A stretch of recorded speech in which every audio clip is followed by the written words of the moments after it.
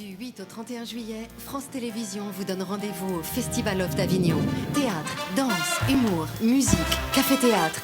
8000 artistes vous attendent. Du 8 au 31 juillet, le Festival of d'Avignon.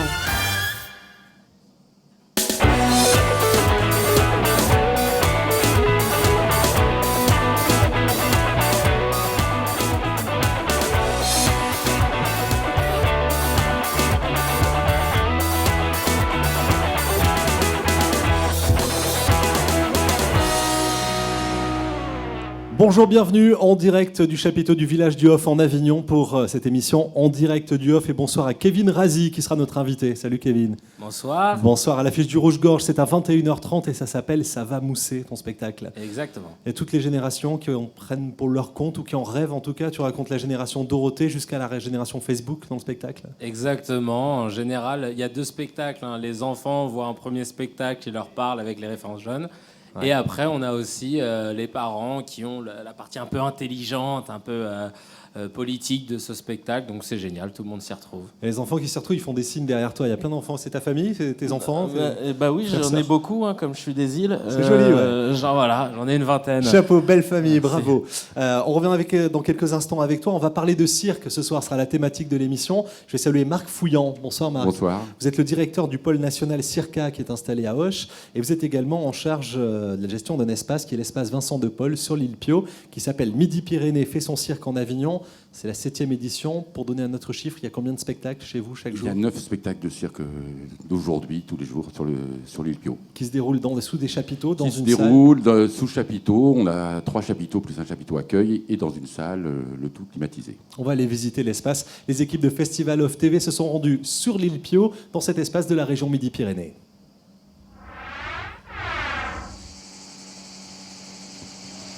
Alors, je m'appelle Julien Barnabé, je coordonne cette opération Midi-Pyrénées fait son cirque en Avignon. C'est en partenariat avec les 3 structures cirque de la région, qui sont Circa, Pôle national cirque à Auch, la Grainerie et l'école de cirque du Lido, centre municipal de la ville de Toulouse. Et à cela s'ajoutent ensuite des partenariats avec des régions extérieures.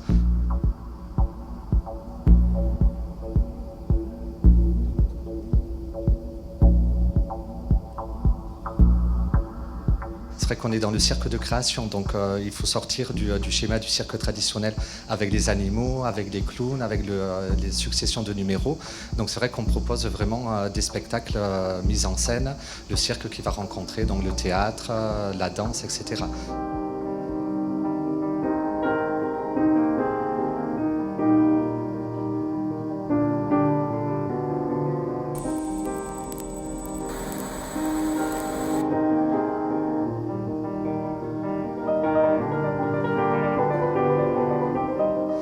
L'avantage d'avoir un site comme ça, c'est que toutes les compagnies de cirque sont concentrées. Donc que ce soit pour une famille, pour un spectateur ou pour un professionnel, c'est d'être sur la journée et de voir ces 9 propositions de cirque, qui en plus sont 9 propositions très très différentes.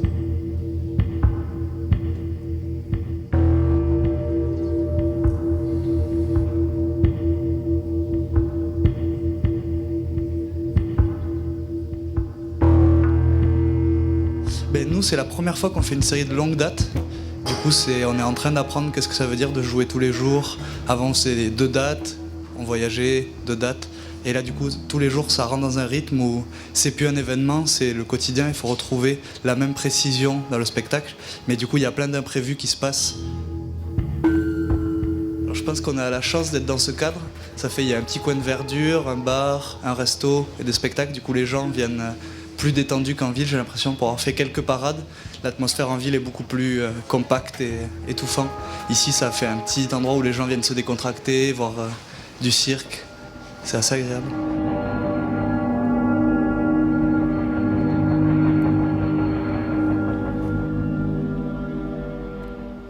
Midi-Pyrénées fait son cirque en Avignon, c'est la 7e édition et c'est sur l'île Pio. C'est vrai, Marc, qu'on a découvert complètement notre espace, on découvre un endroit où on se repose. Est-ce que c'est un petit peu la même chose ici ? On est sous un chapiteau, finalement, au cœur d'une piste de cirque. Je pense en tout cas que c'est une piste de cirque qui peut être installée ici. Oui, on est sur un espace circulaire, donc le cirque, c'est d'abord à l'origine le cercle, même si aujourd'hui... C'est cet espace 13 mètres de diamètre. 13 mètres de diamètre pour les chevaux. Après, aujourd'hui, les espaces sont plus ou moins grands suivant ce qu'on fait. Et puis, il y a aussi beaucoup de spectacles qui aujourd'hui sont rentrés dans les théâtres, donc qui sont en frontal. En tout cas, on essaye sur l'espace Midi-Pyrénées de garder cet esprit du cirque, un esprit de voyage, un esprit d'imaginaire, et puis l'esprit du chapiteau, un objet qui vient se poser de façon éphémère, et on cherche à savoir ce qui se passe dessous. Et c'est un peu cette attente-là qui crée déjà chez le spectateur un moment d'impatience et de partage quand on se retrouve à l'intérieur du chapiteau. Donc il y a toute une image du cirque qu'on a voulu garder dans ce site de Midi-Pyrénées. J'ai entendu tout à l'heure l'un des intervenants qui nous disait on se pose, on s'arrête. Habituellement, on est toujours sur la route, on s'arrête 2 jours.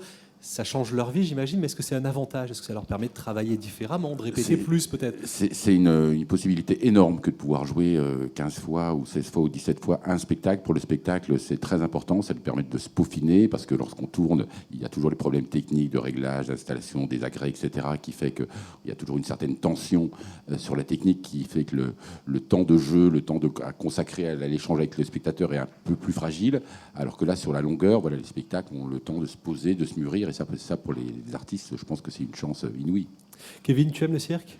Oui, beaucoup. J'y allais quand j'étais petit, surtout. On a tous ce souvenir-là, on a tous ça en mémoire. Ouais.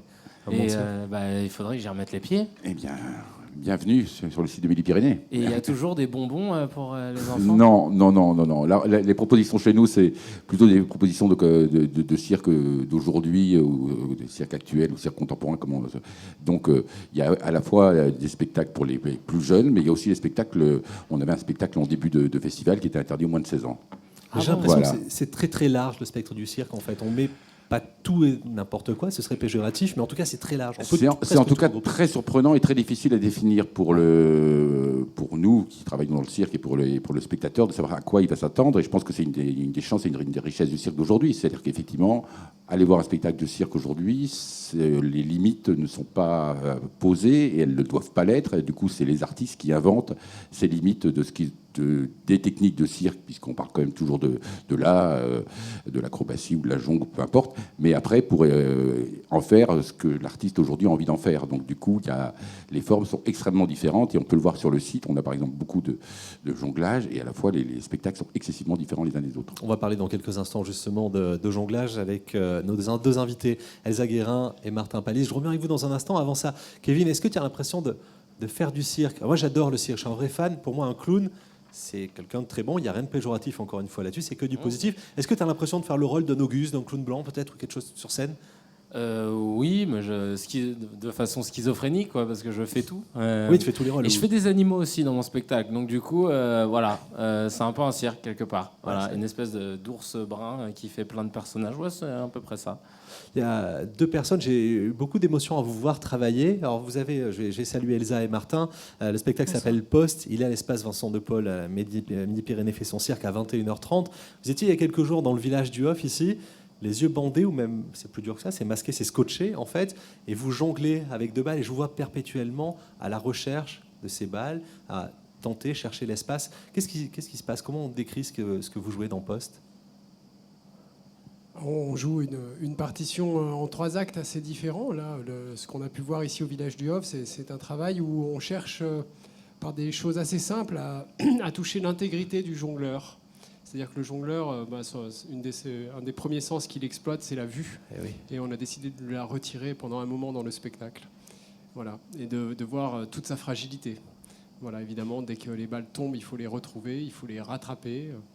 Et puis ça pose vraiment la question, puisqu'on est des artistes de cirque et on a toujours un rapport à la virtuosité, ça remet vraiment en question sur le plateau qu'est-ce que la virtuosité. Avec ce sens qui manque. Quels sont les 2 autres axes du spectacle? Elsa? C'est pas réellement qu'il y a 2 autres axes, c'est qu'il y a un axe très fort qui est décomposé en plusieurs sillons, je dirais. Et l'axe principal, en fait, c'est qu'on essaie de réduire le jonglage à son essence la plus simple pour essayer de laisser parler l'acte physique et le drame humain. Voilà. Donc on va pas dans l'exploit, dans 8 ou X balles, et on va... Alors, sachant que l'exploit est toujours relatif par rapport à la personne qui peut l'exploit d'une grand-mère et l'exploit d'un circassien n'est pas le même, effectivement. Tout à fait, mais c'est vrai qu'on réfléchit énormément sur ce qu'on souhaite donner à voir aux spectateurs. Et si c'est quelque chose qu'on entend très souvent dans le cirque contemporain, c'est pas toujours qu'il y a quelque chose qui est effectif, c'est qu'on essaie vraiment d'enlever toute notion de démonstration du savoir-faire. C'est-à-dire qu'on a vraiment envie d'emmener les gens dans un univers qui soit plus dans l'émotion, plus faire parler l'acte physique. Est-ce que vous avez besoin des outils habituels du cirque? Est-ce que vous avez besoin de jouer sous un chapiteau ou est-ce que vous pouvez vous produire en salle, dans la rue? Ce spectacle ne peut pas jouer dans la rue. Il y a un gros travail en lumière dessus qui fait que ça joue en salle.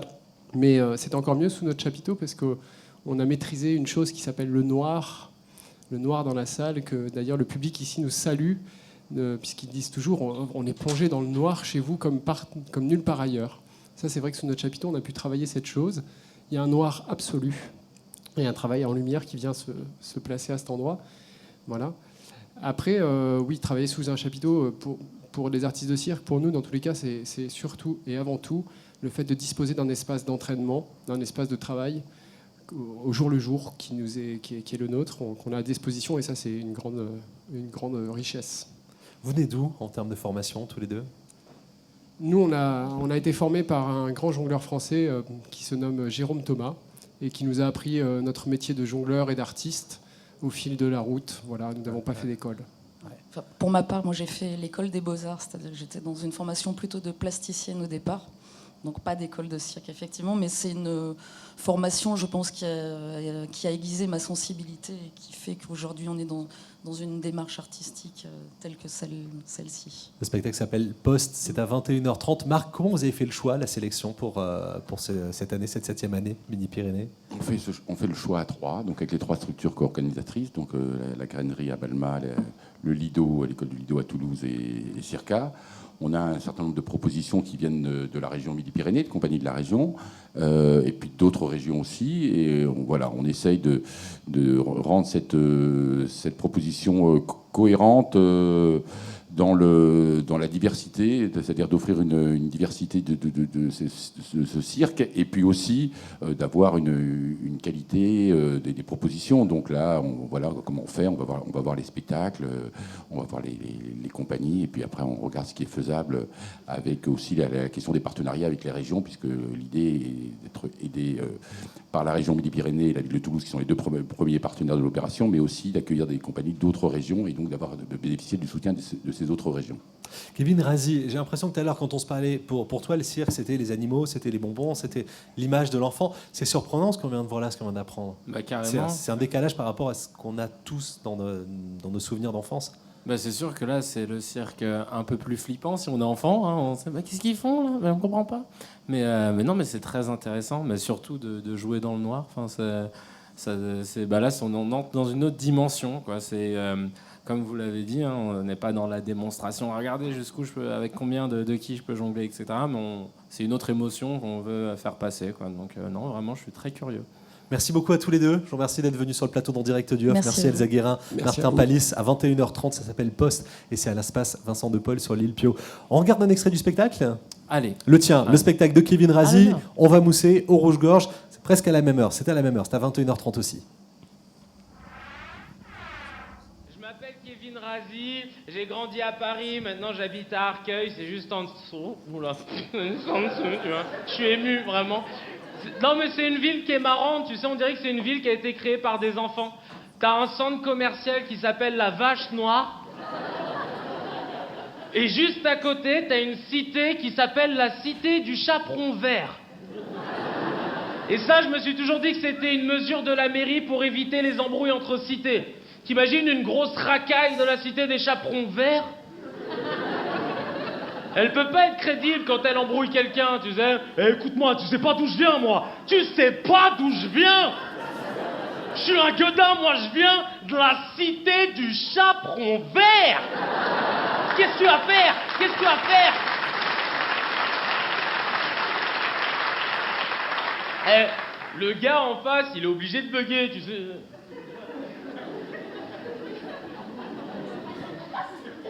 Il a dit chaperon vert. Du coup, on a peur ou pas? Kevin Razi, 21h30, c'est au Rouge-Gorge en Avignon pendant le festival. Tu joues jusqu'à quand, Kevin ? Jusqu'au 31. Jusqu'au 31, jusqu'à la fin de ce festival off d'Avignon. Qu'est-ce que c'est qu'être un artiste 2.0 ? Un artiste 2.0, c'est un artiste qui arrive à utiliser les nouveaux médias et surtout Internet. C'est ça, ouais, c'est sur Internet. Ouais. Et voilà, de faire vivre sa communauté via les réseaux sociaux, de faire des vidéos sur YouTube, sur les autres plateformes et de réussir à générer une fanbase, comme on dit, hein, une base de fans via cet outil. Ça marche comment ? On fait autre chose que le spectacle ? C'est pas le spectacle en vidéo, on vient apporter autre chose, on vient créer un contenu spécifique ? Exactement. Ce que je fais sur le net, c'est des sketchs que je ne pourrais pas faire sur scène parce qu'ils passent mieux en vidéo, tout simplement. Ouais. Et parfois aussi, c'est des rappels à mon spectacle. Enfin, c'est complémentaire. Donc, ça me permet de toucher une autre audience. Voilà. Savannah est la blogueuse du off, elle aussi, elle est sur Internet et elle commence à déclencher pas mal de clics avec le blog sur le site de Mediapart. Bonjour Savannah. Bonsoir David. On va parler de Berg et Bach, c'est au magasin théâtre. Alors Berg et Beck. Ouais. Donc, c'est Bach, je suis sûr il y a un A. Non, c'est Beck. D'accord. Vraiment. Berg et Bach. J'ai de mauvaise foi, il y a des moments comme ça où je suis de mauvaise foi. Donc c'est un texte qui est écrit par Robert Bobet et qu'en fait qui reprend le sujet de la déportation des Juifs. Donc c'est vrai que c'est un sujet qui est beaucoup abordé dans le théâtre parce que ça suscite beaucoup d'émotions et historiquement c'est vrai que c'est un sujet très fort qui entraîne au théâtre témoignage. Sauf que là c'est plus basé sur une histoire intime, donc une histoire d'amitié entre deux personnages, donc Berg et Beck. Et ça reprend toutes leurs rencontres quand ils étaient enfants à l'école, toutes leurs traversées ensemble, leur passion commune pour les courses à vélo, jusqu'à l'arrivée de Beck à la rafle du Veldiv. Donc en fait, la pièce est divisée en 3 phases. Donc il y a une première partie qui est centrée vraiment sur les souvenirs des deux personnages. Donc tout ça est raconté par Berg. La deuxième phase est un petit peu plus centrée sur la vie de Berg au présent. Et la troisième phase, en fait, c'est quand Berg arrive dans une maison d'éducation pour les enfants de déportés. Et là, il décide de commencer à écrire des lettres à son ami Beck pour réussir en fait à le maintenir encore en vie. Donc c'est un seul en scène. C'est vrai qu'il y en a beaucoup à Avignon. Et je trouve que dans cette pièce, on voit vraiment toute la force du seul en scène, dans le sens où, avec peu de moyens, on réussit vraiment à faire passer énormément d'émotions. Donc il faut savoir qu'il est accompagné par un accordéoniste. Donc le comédien s'appelle Richard Violante. Donc il porte le texte avec beaucoup d'émotions. Il habite la scène de façon très intense, on visualise vraiment tout ce qu'il nous raconte. Et donc il est accompagné par Didier Buisson, donc l'accordéoniste, qui ramène un petit peu toute la nostalgie et la beauté qui s'échappe du texte. Donc c'est vraiment un beau moment de vie. Deuxième pièce, c'est de la danse, ça s'appelle Les Rois suivis de souffle, gérifiste à la condition des soies, dans la salle ronde à 10h. Exactement, David. Ouais. Donc en fait là, ce sont 2 solos de danse qui ont pour point commun une écoute du corps. Donc le premier solo, c'est Nicolas Maloufi. Donc lui, en fait, il essaye de mettre son corps à l'épreuve. Donc son corps est constamment sous tension. Il y a une grande crispation très visuelle au niveau de ses muscles. Donc c'est vraiment un gros travail au niveau du corps et un important engagement sans faille. Le deuxième solo, c'est Pierre Ponviane. Donc lui, il est plus dans une question de quête identitaire, avec toujours à frôler la vie, la mort, toujours avec la présence de la respiration qui est assez importante. Et il essaye, en fait, à travers le mouvement, d'expulser de son corps toute l'expérience qu'il a acquise au fur et à mesure de sa vie. Donc il y a une lutte avec lui-même et puis souvent une déconstruction du présent, de ce qu'il est en train de vivre. Donc tout ça avec beaucoup de précision. Donc c'est aussi un moment très intense visuellement. Voilà. Merci beaucoup Savannah. Merci David. On retrouve sur le blog du Off, sur le site de Mediapart et tout au long de cette semaine encore. Avec nous, elle est là jusqu'au 31 pour chroniquer les spectacles. Merci beaucoup. Nous revenons avec Kevin Razi, notre invité, avant de retrouver Marc Fouillant pour parler de cirque. Kevin, tu as le temps d'aller voir autre chose ou pas ? D'aller voir des spectacles qui sont... Savannah, en fait, il faut qu'on arrive à la sortir sur des spectacles d'humour un petit peu. Ah ouais ? Ouais, je pense qu'en 21h30, ça doit pouvoir se faire. Ah bah, il faut venir, Savannah. Elle veut pas. Ça y est, elle est invitée. Elle veut pas. Non, c'est un autre extrait. Ouais, tu as le temps d'aller voir autre chose ou pas dans le Festival Off ? Alors, j'ai vu pour l'instant 3 pièces. Alors, j'ai vu Eddie Izzard, j'ai vu mon pote Donald Jacksman, et tout à l'heure, j'ai vu Pierre Richard au Collège de la Salle. Et j'ai été bluffé, hein. Franchement, c'était une leçon. Il a un don pour conter les histoires. On est dedans du début à la fin. Niveau. Hein, ouais. Ah ouais. Donc du coup, j'essaie. C'est un peu dur le matin, mais j'essaie d'aller voir des pièces. Et là, je vais en profiter comme c'est la fin. Au début, on tractait beaucoup, on était très concentrés. Maintenant que c'est lancé, on va pouvoir, avec mon équipe, voir un petit peu plus de pièces. Donc voilà. Merci de ces conseils. Kevin Razi, je reviens vers Marc Fouillant. On va parler de cirque encore ensemble, découvrir peut-être d'autres esthétiques encore du cirque.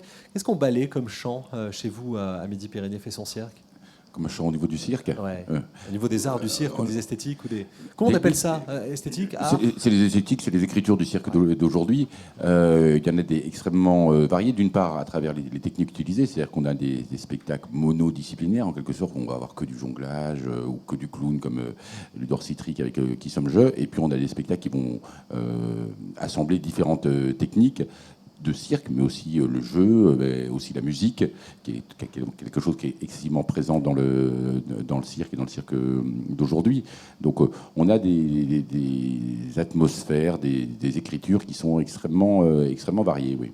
Je vous présente Fanny Janin. Bonsoir Fanny Janin. Bonsoir. À l'affiche à l'école du spectateur à 10h15 de Ode à la neige. C'est l'histoire d'un personnage solitaire qui s'appelle Mazette. Quels sont les arts, les esthétiques auxquels vous faites appel dans ce spectacle? Du coup, moi, je fais plutôt appel aux équilibres sur les mains. En gros, il y a 4-5 équilibres maximum. C'est une petite forme de 35 minutes. Et il y a vraiment ce personnage qui prend une place aussi importante que les arts du cirque. Et qui d'ailleurs, de jouer là tous les jours à Avignon, prend une maturité énorme, commence à se poser. Ouais. Donc les esthétiques, voilà. Et puis il y a aussi un univers musical assez développé. On parlait des différents arts ou des esthétiques. Est-ce qu'on devient pluriel? Est-ce qu'on essaie? Vous, alors, par exemple, si c'est l'acrobatie, les équilibres, est-ce que vous essayez à d'autres arts du cirque ou pas? Ou est-ce qu'on reste vraiment sur son domaine, son secteur?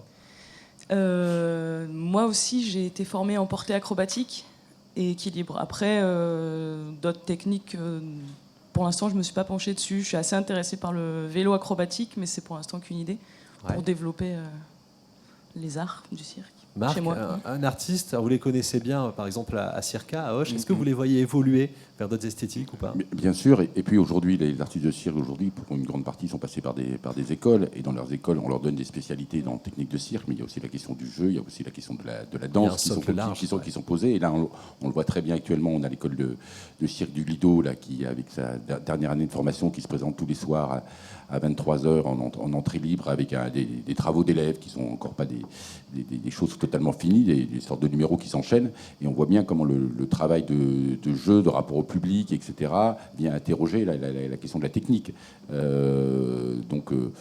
Oui, un artiste de cirque, aujourd'hui, comme de tout temps, il a besoin d'avoir plusieurs cordes à son arc, sa technique d'abord, et après d'être capable de jouer, d'être avec le public. Le cirque est d'abord un art généreux, un art d'échange. Donc ce travail sur la présence sur la piste ou sur le plateau, et pourquoi on est là, et qu'est-ce qu'on a à dire, et avec sa technique, mais aussi en tant que personne, c'est quelque chose qui est très prégnant dans la raison d'être d'un artiste, le choix d'être aujourd'hui artiste de cirque, me semble-t-il. Fanny Janin, je reviens vers vous. Vous jouez dans une salle. Enfin, c'est une école en fait qui a été aménagée. C'est un petit peu le principe ici dans le village du Hof. Cette école, elle est occupée par l'école du spectateur. C'est pas un chapiteau. Le reste de l'année, vous jouez où? Sous chapiteau? Si, c'est un chapiteau. Ça reste quand même un chapiteau là, de cirque. L'école du spectateur, c'est la Ligue de l'enseignement qui a ouvert ce lieu. Comme ici, voilà, avec un chapiteau. Il y a 2 chapiteaux, un petit 49 places et un grand 72 places, je crois. Donc je suis sous chapiteau en semi-circulaire. Et le reste de l'année? Le reste de l'année, c'est plutôt en salle. J'ai fait une tournée aussi pas mal pour les écoles dans mon département qui est le 04. Du coup, dans pas mal de salles des fêtes, et on la transforme en salle de spectacle. Ça, je trouve ça intéressant aussi. Et je me suis rendu compte que c'était pas forcément un truc de rue, un spectacle de rue, plutôt en nocturne. Il y a quand même un travail de lumière et d'intimité importante. Et voilà, donc c'est plutôt en salle que je joue. Merci beaucoup pour cette découverte. À 10h15, Ode à la neige, c'est à l'école du spectateur et c'est Fanny Janin que je remercie d'avoir participé en direct du off. Kevin et Marc, en fin d'émission, on a une tradition, on regarde quelques vidéos off, c'est notre vidéomaton à nous. Chaque jour, des compagnies viennent défendre leur spectacle, ça dure une petite minute. Tirage au sort et résultat, on en a 2 pour ce soir.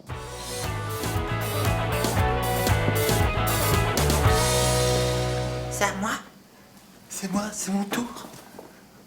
Qu'est-ce que... Hein? Je m'assois. Quoi? Il faut que je te montre quelque chose. Je suis tombé. Ça va, je suis pas un gamin. Hein? Je suis comme toi et moi. Tranquille. J'essaie de bien me tenir. Hein? On va s'améliorer. On va devenir meilleur. Si on veut que ça continue, si on veut pas que ça déborde. Une bonne mise au calme. Oh.